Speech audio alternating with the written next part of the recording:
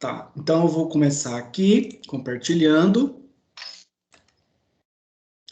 Pessoal, se der problema de conexão, isso às vezes pode acontecer, a conexão ficar um pouco instável, e aí vocês aguardem um pouquinho que para voltar ao normal, tá bom? Ok. Vocês estão vendo a tela, o slide? Sim. Tá. Vamos lá. E assim, pessoal, eu gosto que vocês participem. Façam perguntas, não fiquem calados, para não ficar só eu falando o tempo todo. Senão vai ficar um monótono, né? Um monólogo, né? Então vocês conversem, perguntem, né? Tá bom? Tá bom. Tá bom. Certo. Galerinha, o que nós estávamos vendo ano passado? Vocês lembram? De história, mais no final do ano? Tô lembrando não, hein? Revolução Francesa? Isso. O que mais?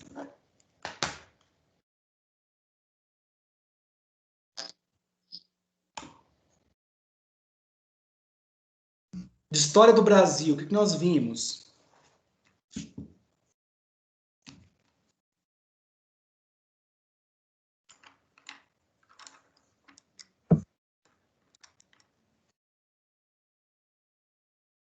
O que aconteceu em 1808?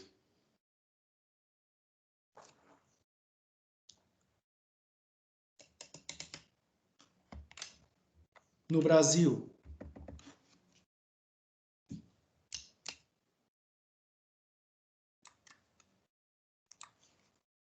Em 1808, galerinha. Vinda da família real? Isso. Dom João VI veio para o Brasil, né? Fugido das pressões francesas, fugido das tropas de Napoleão Bonaparte.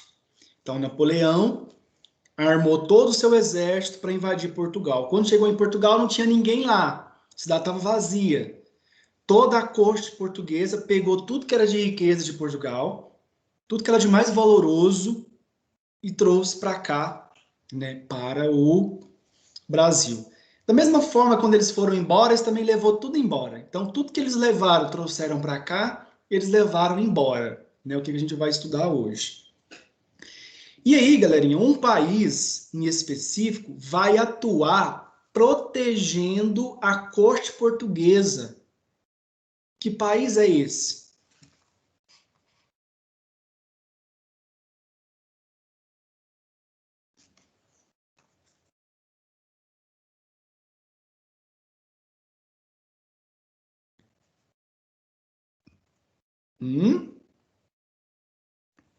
Que país que protegeu a corte portuguesa até aqui?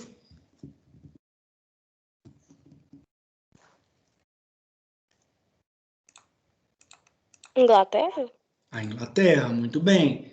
E aí vai começar uma longa parceria, né, de relações diplomáticas entre Brasil e Inglaterra. É uma longa história, né? E essa história, galerinha, dessa relação diplomática, ela foi uma história de altos e baixos. A gente sabe que a Inglaterra é uma nação pioneira no processo de industrialização do mundo. Foi lá que começou a Revolução Industrial. Então, ela estava muito interessada no mercado interno daqui. Ela estava interessada em vender os seus produtos para cá. A gente sabe que em 1810, quando o Dom João VI abriu os amigas, né, abriu o mercado aqui, quando ele chegou aqui, ele fez uma parceria com a Inglaterra, fixando uma taxa de 16% nos produtos importados de lá para cá. Vocês estão me ouvindo bem? Deu má qualidade na rede. Estamos ouvindo bem, ouvindo bem. Tá bem. E aí Portugal fixou 16%, ou seja, tudo que entra da Inglaterra vai ter uma taxa de 16%, uma taxa muito baixa, né, dos produtos importados da Inglaterra. E A Inglaterra sempre teve esse benefício. Fora isso, ela queria acabar com a escravidão.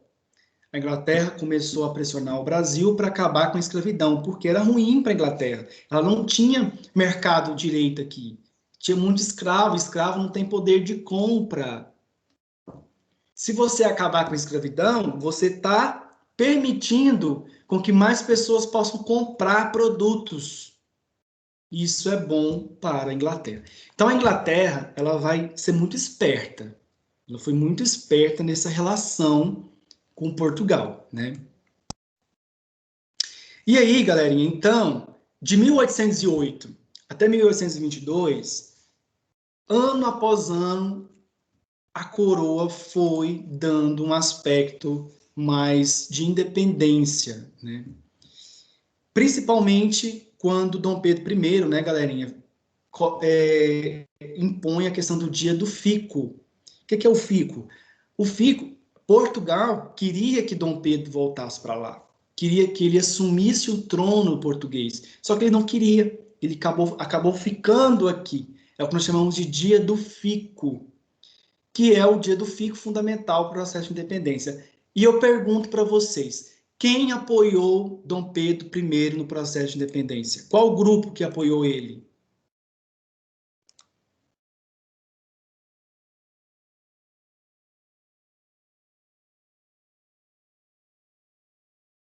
Na época, quem tinha poder econômico no Brasil, galera? Quem que tinha poder aquisitivo? A burguesia? Essa foi a mesma resposta que eu ouvi na outra sala. A burguesia. Aí eu pergunto para vocês. Temos lá da Europa aqui, nós devemos chamar esse grupo de burguesia? Acho que não. Cortou um pouco a sua fala. Tá. Nós devemos chamar esse grupo que apoiou Dom Pedro I em burguesia, da forma que nós conhecemos. Quem são burgueses? São aqueles que lidam com o comércio. Não, Acho que não. foi a população, não. Aristocracia. A burguesia, chamada no Brasil na época, era aristocracia. Os grandes donos de terra. Então inventou um outro nome para eles, porque não cabia burguesia. Tá? Ok. Porque era um grupo. Então, os aristocratas ficou sendo os burgueses, então. Isso, Dalila. É como se fosse uma semi-burguesia. Não é uma burguesia. Nós não devemos chamar de burguesia, e sim de aristocracia. Porque são pessoas que lidam com o mercado primário, com o setor primário, que é a agricultura. Entendi. Então, isso nós devemos chamar de aristocracia. Os donos de terra, ou seja, burguesia, que tinha poder na época, né? E aí, galerinha, é esse grupo que vai apoiar o Dom Pedro I, que vai aliar-se a ele. Grande parte eram portugueses e ora brasileiros, então era dividido. Um grupo de pessoas que eram chamados de brasileiros, né? Podemos chamar de brasileiros, né? E aí, galerinha, essa disputa vai permanecer durante todo o período imperial, brasileiros contra portugueses. Então, o período imperial ele tem 86 anos, quase um século. Ele é dividido em três. Primeiro reinado, 1822 a 1831, governo chefiado pelo Dom Pedro I. Regência, 1831 a 1840, que é um governo que não vai ter uma pessoa no comando, mas vai ter várias pessoas. Vocês vão entender por quê.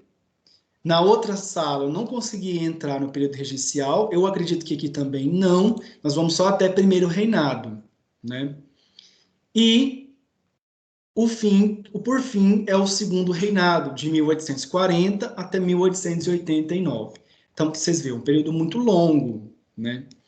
E aí, galerinha, esse período é um período onde você tem uma centralização política muito grande e um autoritarismo também muito grande. Toda a nossa economia girava em torno da agricultura para exportação. E a mão de obra era escrava. O que dava, né, o braço de toda essa economia era a mão de obra escrava, eram os negros que vinham da África. E aí, galerinha, nós temos aqui uma política na época que nós chamamos de monarquia. O que é uma monarquia? É um governo que uma família está no poder. Aí eu pergunto para vocês, a monarquia da época era absoluta? Era constitucional ou era parlamentarista?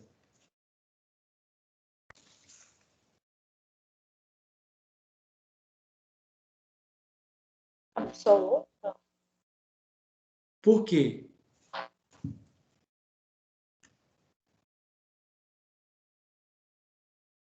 Porque o rei que mandava em tudo, não era?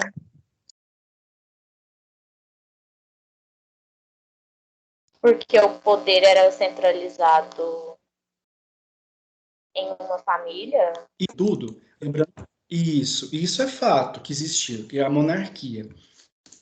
Mas no século XIX, muito do governo absoluto, isso já muda. Porque o século XIX, existe uma onda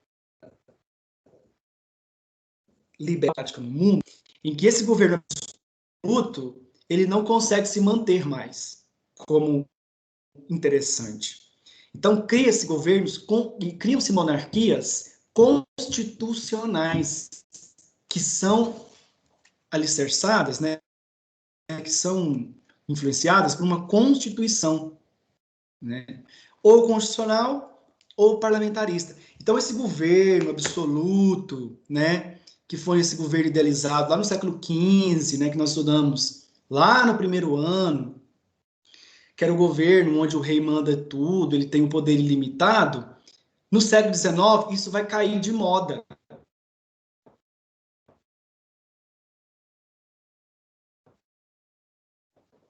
Isso com vocês. O que aconteceu para que o governo absolutista caísse de moda? Leandro, pode voltar um pouquinho? Cortou, aí teve um momento que não deu para ouvir o que você estava falando. Tá, eu vou voltar aqui na reflexão. É assim, no século XIX, não mais, o governo absolutista não tinha mais interesse, era um governo que era muito desvalorizado, muito arcaico. Criou-se formas de governo permanecendo com monarquia, né? Mas uma monarquia constitucional, que era regida por uma constituição. E o governo absolutista não era mais valorizado. O que aconteceu no mundo para que isso mudasse?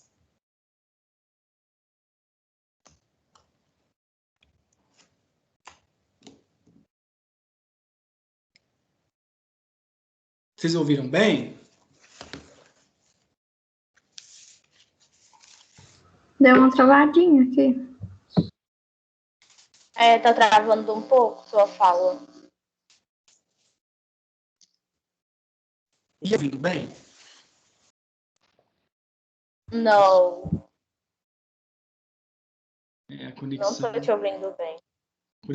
dá uma oscilada. E agora? Tá melhor? Vamos lá. Eu estava falando da monarquia.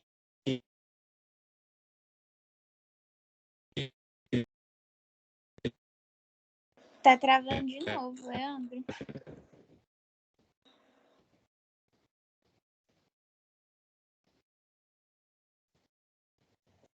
Que é a... E agora? Agora não travou, não, mas tava bastante. Tá, se travar, vocês me avisam. Ó, deu má qualidade de rede de novo. Tá bom. Tá.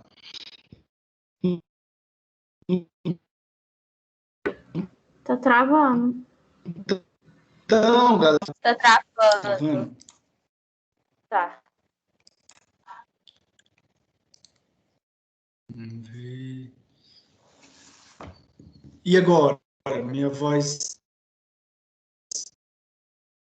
Continua travando. Tá travando.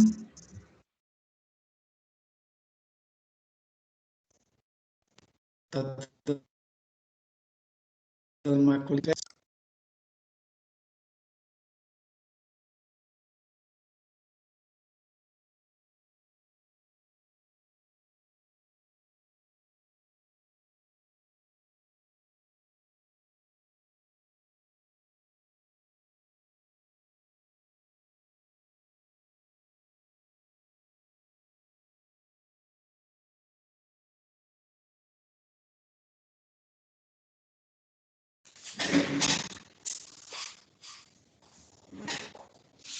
Vamos ver se agora vai melhorar.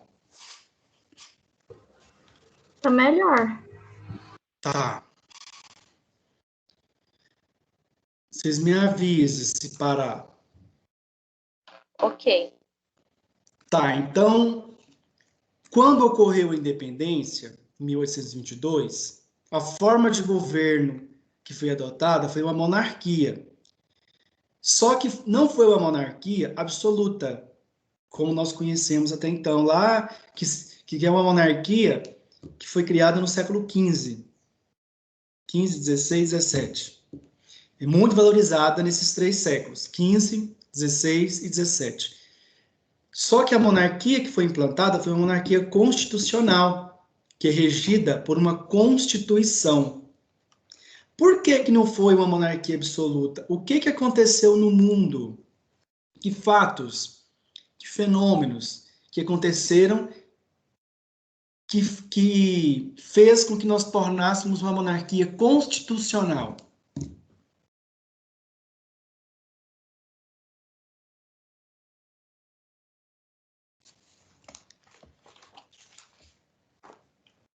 Cortou não, né? Não. Não.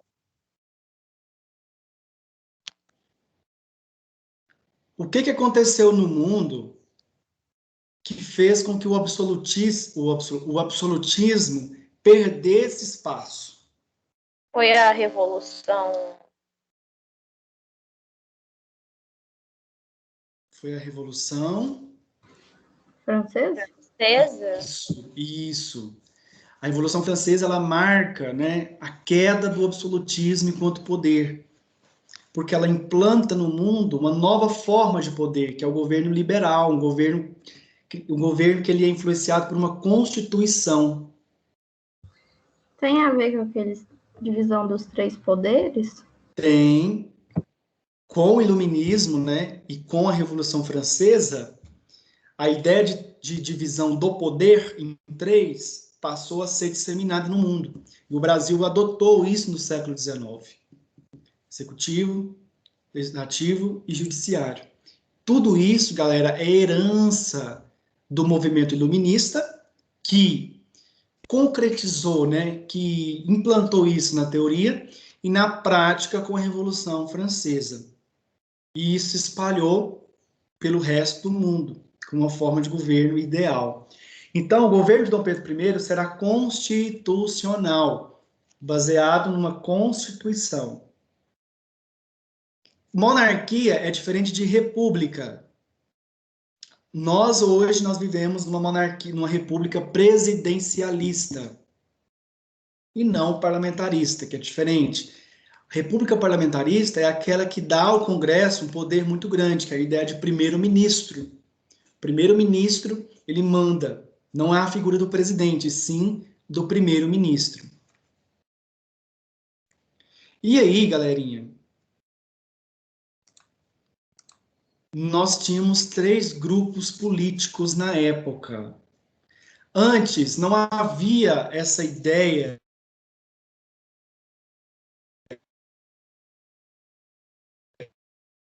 em 1822, apareceu em 3 grupos. Os radicais que queriam uma reforma profunda no poder, eles não queriam monarquia, e sim uma república, como forma de governo ideal.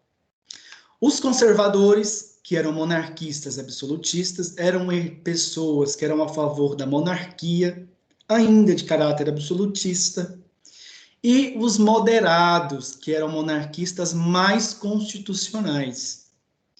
Então, vamos dizer, existia o grupo que queria deixar as coisas tudo como estavam, que eram os conservadores, o grupo que queria fazer reformas leves, sem alterar a estrutura, que eram os moderados, e o grupo que queria chutar o balde, que queria realmente mudar tudo, que eram os radicais exaltados.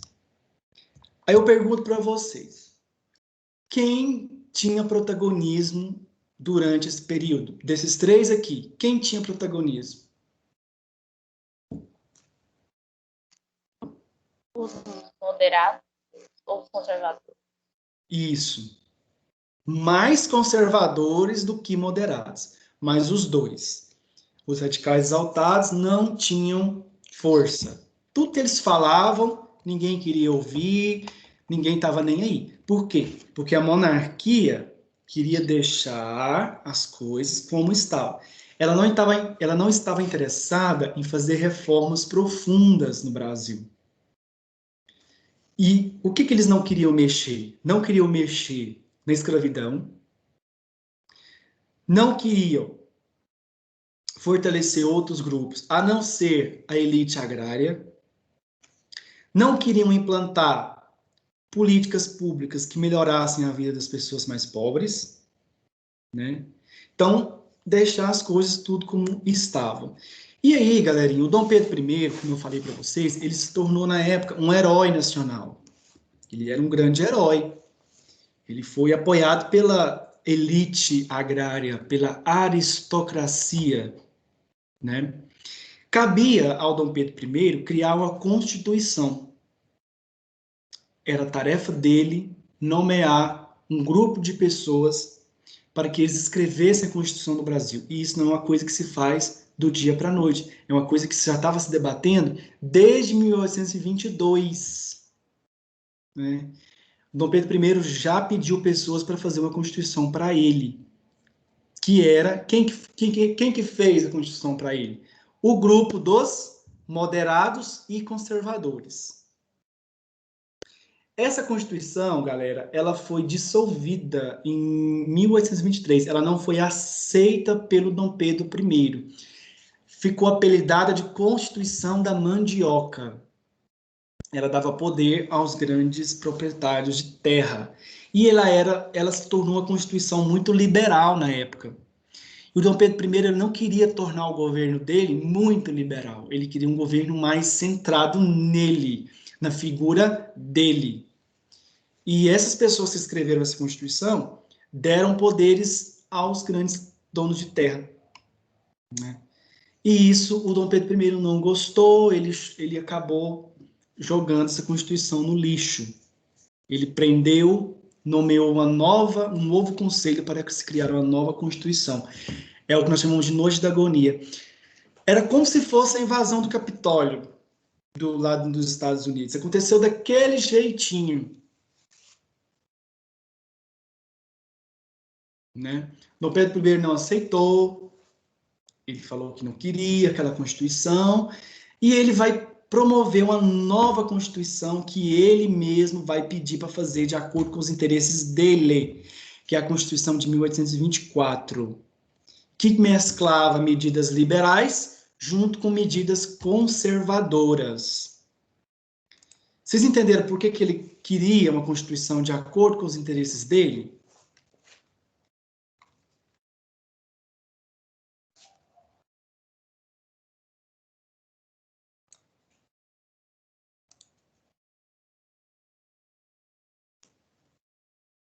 Dalila?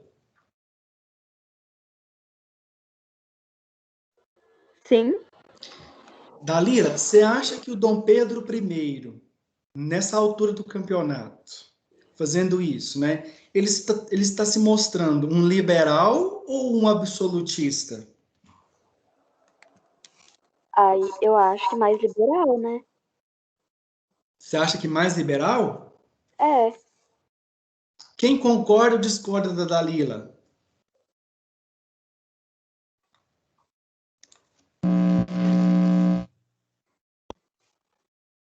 Eu discordo, eu acho que ele seria absolutista, porque ele estava pensando nos próprios interesses. E nos da família dele, no caso. Então, seria a centralização do poder somente nele. Justamente, isso aí, Dalila. O correto é absolutista. Ele estava se mostrando cada vez mais absolutista num governo que essencialmente tinha que se tornar liberal. Né? Essa era a grande contradição agora, galerinha. A grande contradição do período imperial é essa. Queria-se fazer uma monarquia constitucional, mas o Dom Pedro I não queria dar plenos poderes ao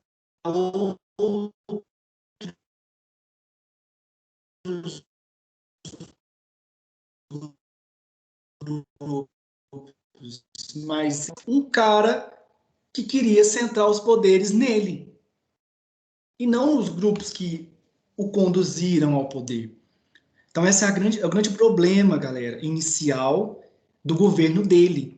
Ele traiu, ele começou a trair a aristocracia rural ou agrária que apoiou ele, né?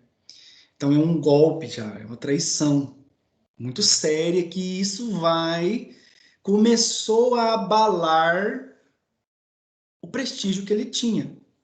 Então, ele era muito prestigiado e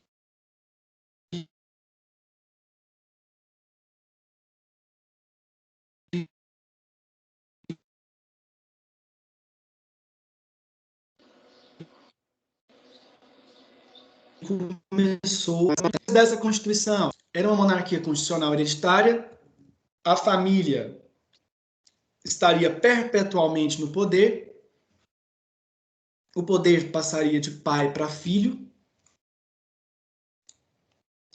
o regime do padroado, haveria uma diminuição da autonomia da Igreja Católica, porque na época a Igreja Católica tinha autonomia de nomear bispos, nomear padres. A partir desse momento, há somente o Dom Pedro I que pode nomear cargos eclesiásticos dentro da igreja. E a Igreja Católica não gostou, né?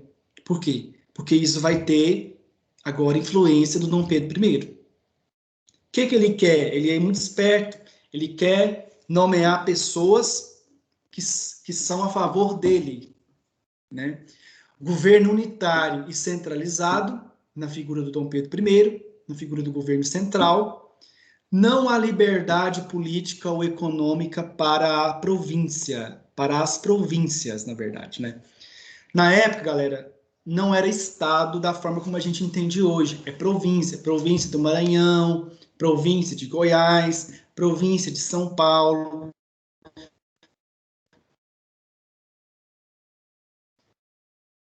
Leandro. Província foi. Tá ruim? Tá travando. Tá travando, aham. Não tô conseguindo te ouvir. Tá mesmo, tá travando. Tá travando muito.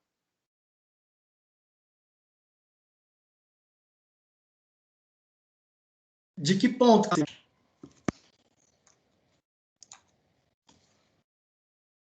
Essa última parte que você falou do governo unitário e centralizado. Tá. Então, o foco foi o Dom Pedro I, foi a atuação dele no Rio de Janeiro. O resto do Brasil não tinha liberdade para opinar, para determinar. Tudo tinha que passar pelo poder do Rio de Janeiro. Vamos supor, lá na província de São Paulo, criar um novo imposto. Não podia. Quem que tinha que criar? Dom Pedro I. Alguma coisa que tinha que liberar lá na província. Não podia. Quem que tinha que criar? Dom Pedro I. Então era muito assim, não tinha liberdade, né? Era ruim para as províncias. Existia, galera, a Câmara dos Deputados, o Senado, tanto o Senado como a Câmara dos Deputados eram interesses do povo, né? Como a gente tem hoje lá em Brasília. Tem a Câmara dos Deputados e a Câmara do Senado. E agora que está o ponto-chave, galera. O Dom Pedro I criou um quarto poder, que é o poder moderador. Nós sabemos que tem o executivo, o judiciário e o legislativo. Só que ele, muito esperto, ele criou um quarto poder, que era um poder que seria exercido só por ele, que é o poder moderador, que é o grande, né, o grande trunfo do Dom Pedro I. Tudo que tivesse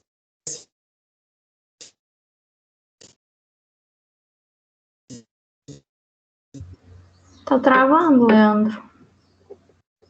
desacordo, ele Travou demais, travou demais. poderia usar desse poder. Isso.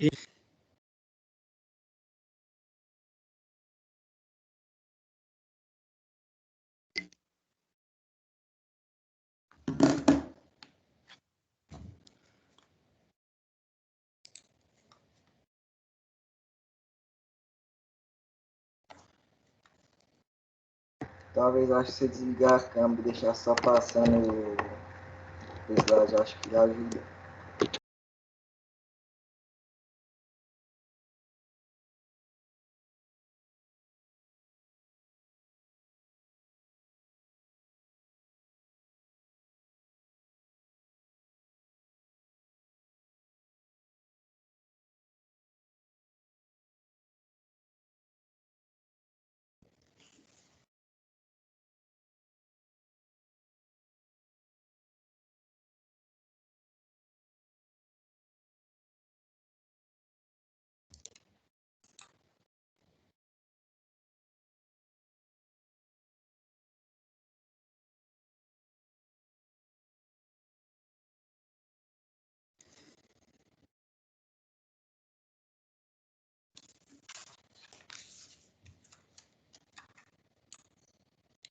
Pessoal, Opa, Oi, vou fechar a câmera aqui. tá bom. Talvez isso vai facilitar aqui. Tá muito complexo essa internet. Estão me ouvindo bem agora? Sim. Sim, sim. Tá. Então, o Dom Pedro I, ele criou o quarto poder.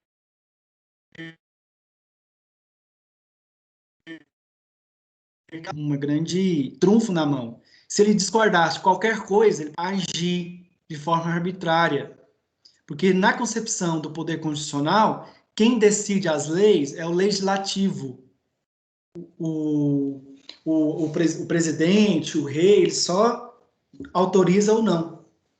Agora, diante do poder moderador, o Dom Pedro I pode criar qualquer lei sem mandar para o legislativo.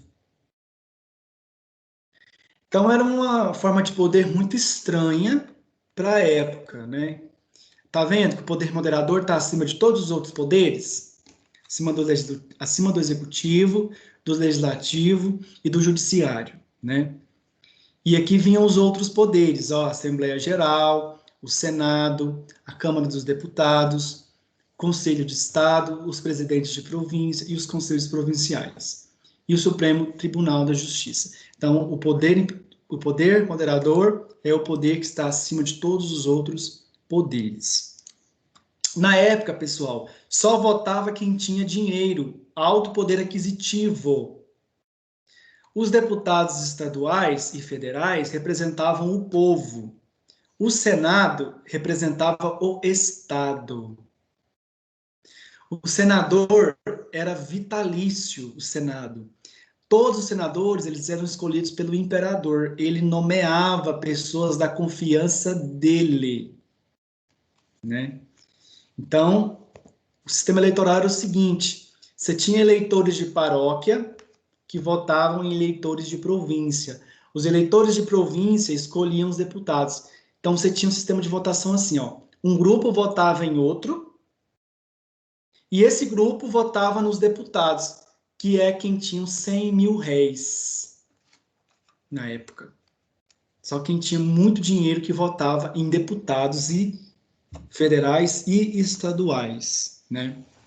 Então, o que nós chamamos de voto censitário, baseado na renda.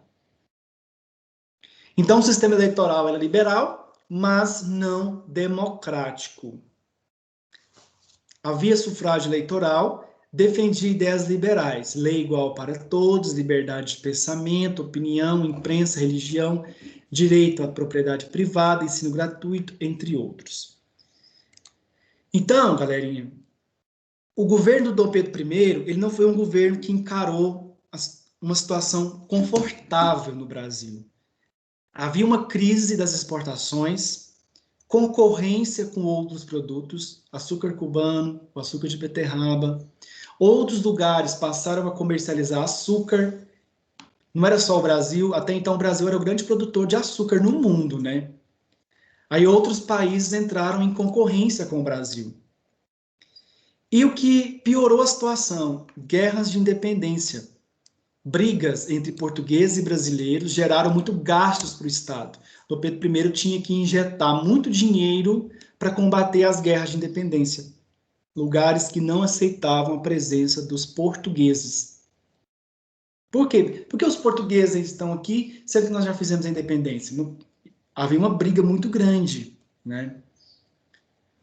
Mas quem controlava o comércio na época? Eram os portugueses. Os portugueses que vendiam produtos para cá, os portugueses que tinham prestígio nesse setor, né? E o tráfico negreiro, ele começou a ser afetado, galerinha, pela pressão inglesa. A Inglaterra queria acabar com o tráfico negreiro, queria acabar com essa forma de trazer escravos para cá.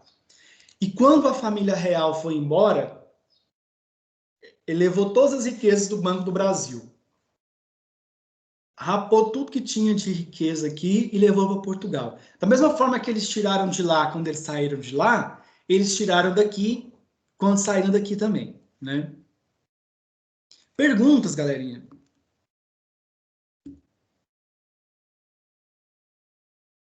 Não, depois você pode colocar esse slide lá na plataforma pra gente, por favor?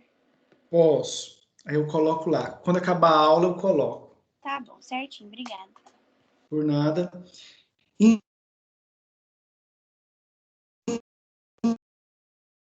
Então, o recém-país, né, nascido em situação econômica favorável, né,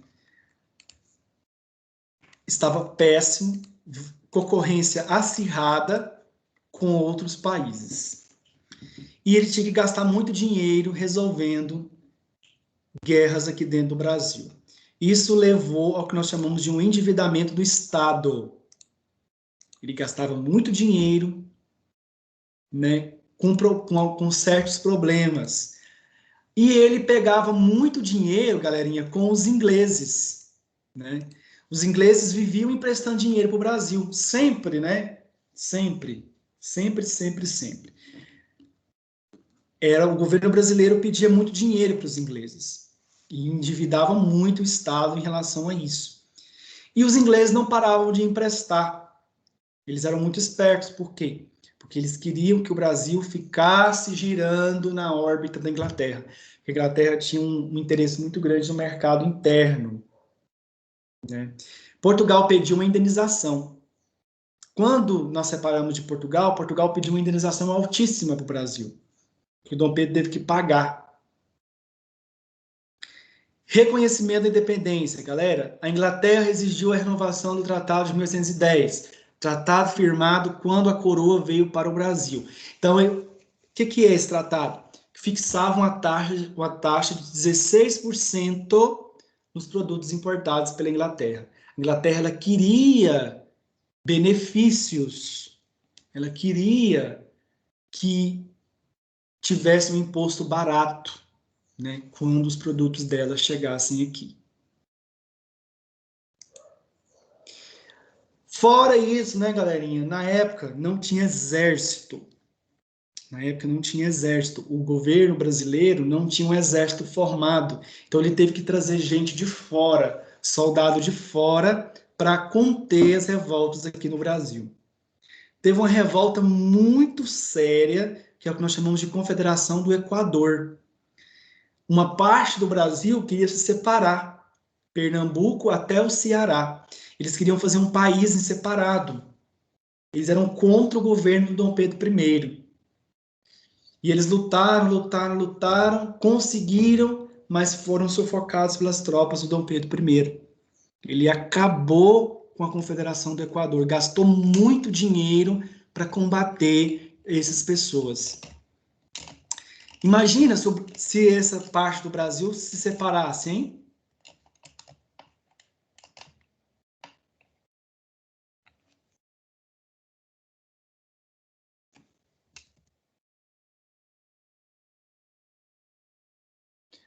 Possivelmente nós não teríamos uma parte do Nordeste sendo o Brasil, né?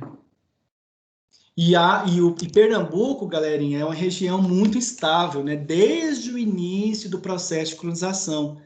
Foi lá que os portugueses expulsaram os holandeses. Várias revoltas aconteceram na região de Pernambuco. Outro evento, Guerra Cisplatina.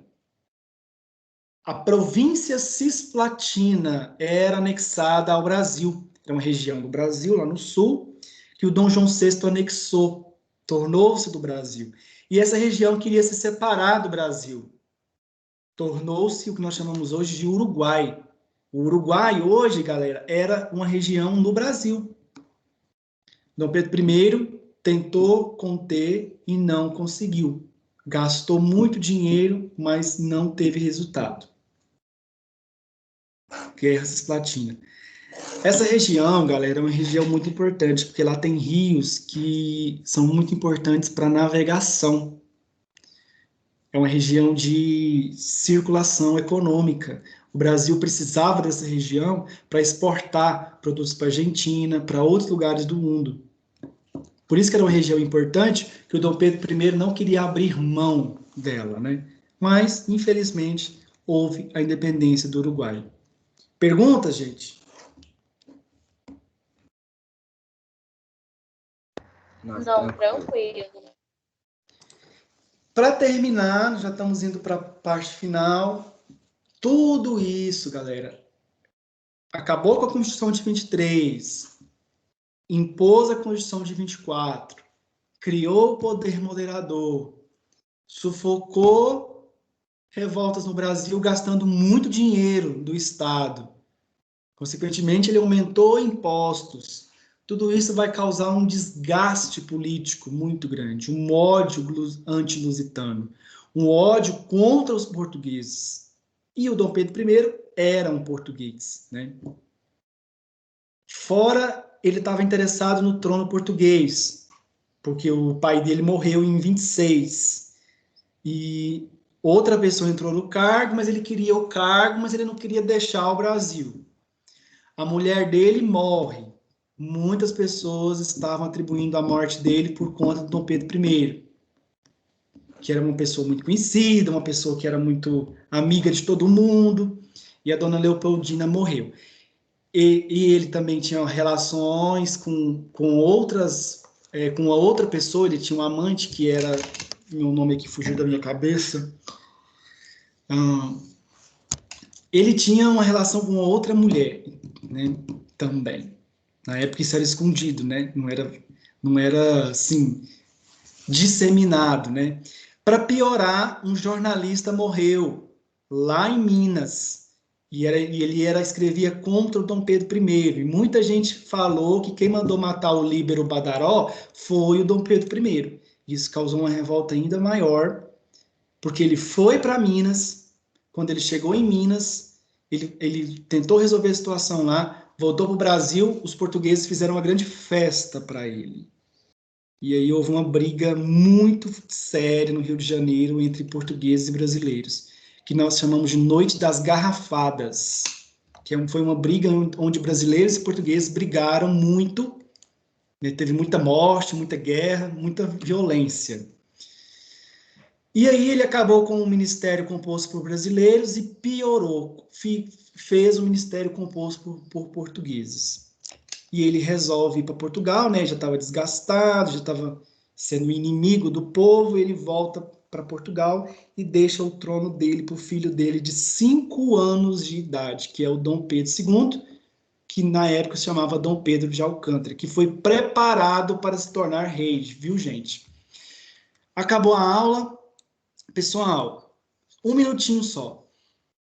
Eu deixei uma atividade lá na plataforma para vocês fazerem até terça-feira da semana que vem. Nós vamos corrigir as atividades aqui. Vocês devem fazer, são questões abertas de um material que eu disponibilizei lá na plataforma. Tá lá as questões que vocês têm que fazer. São questões abertas de um material em preparação para um curso de medicina. Vocês vão gostar muito desse material. Ok, Certinho. gente? Certinho. Tem lá a atividade, é isso. Você já tem aula na outra sala, né?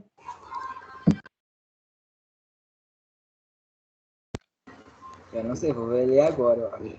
Acho que não vai ter aula, não, depois da sua. Ah, sim. É o Vitor, ele passou tarefa, mas eu não sei se ele vai dar aula, não. Ah, então deixa eu explicar aqui, porque eu pensei que vocês tinham aula. Deixa eu só explicar rapidinho essas atividades que vocês vão fazer.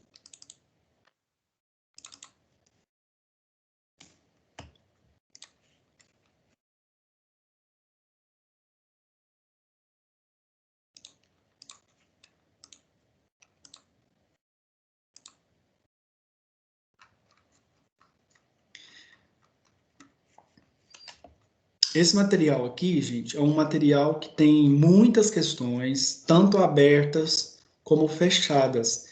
São questões para preparar, é um projeto que chama Projeto Medicina. Tem questões de várias áreas do conhecimento, e eu coloquei aqui em amarelo o que é para vocês fazerem, mas não é para fazer tudo. São só 6 questões abertas que vocês vão fazer. Lá na plataforma, eu coloquei quais questões vocês vão fazer. É a 3, 5, 6. Não precisa anotar, lá tem tudo. E por aí vai. Vocês vão fazer ou em Word, ou texto online lá na plataforma mesmo, ou manuscrito. Vocês têm essas 3 opções. Beleza. Certo? Tem que estar pronto para terça-feira, porque a gente vai corrigir aqui em sala.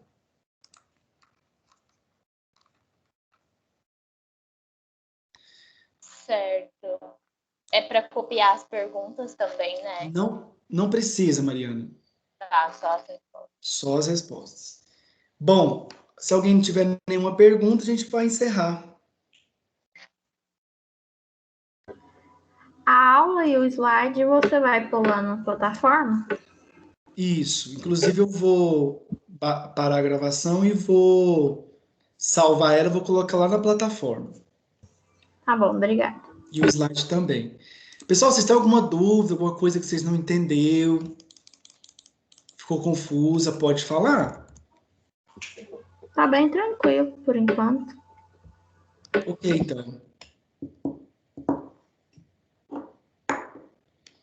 É isso, galerinha. Então até mais. Tenha um bom dia. Até você Com também. Deus. É nóis. Tchau, com Deus também. Até. Até.